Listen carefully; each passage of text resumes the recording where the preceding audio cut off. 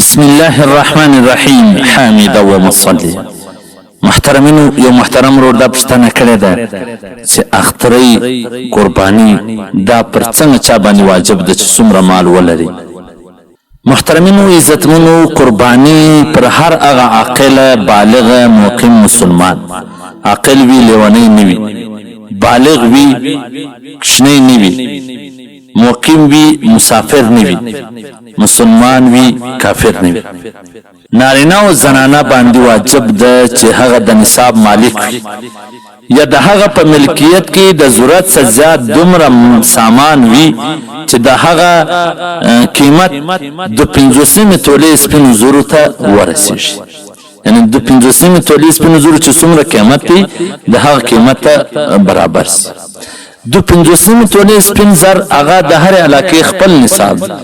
زموږ په علاقه کې خپل ریټ دی، خپل قیمت دی، په سعودي کې خپل دی، په افغانستان کې خپل دی، په دوبۍ کې خپل دی، په هر ملک خپل الته تحقیق وکړي چې د 50 تولې سپینو زرو څومره قیمت دی. نو هغه ته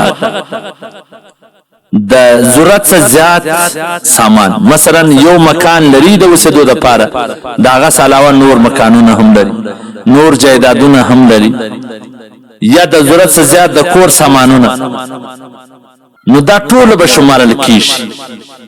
او پر دې باندې کال تیرېدل شرط نه دی چې کال به خامخا پر تیریږي، نه تجارتي سامان کېدل شرط، بس هر شی د ضرورت څخه زیات دی هغه د ضرورت څخه زیات شی به شماره.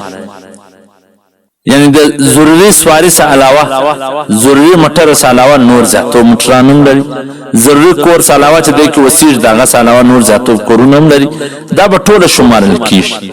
نو چې دا د 50 تولې سپینو زرو ته ورسېدي بس هغه بیا د نصاب مالک دی، دا به بیا اخترۍ کوي، پر واجب دی، پر لازم. په حواله سره د فتاوی هندیه جلد نمبر 5 صفحه نمبر 292، یاد محتار جلد نمبر 6 صفحه نمبر 312، بدایع صنایع جلد نمبر 5 صفحه نمبر 4 والسلام.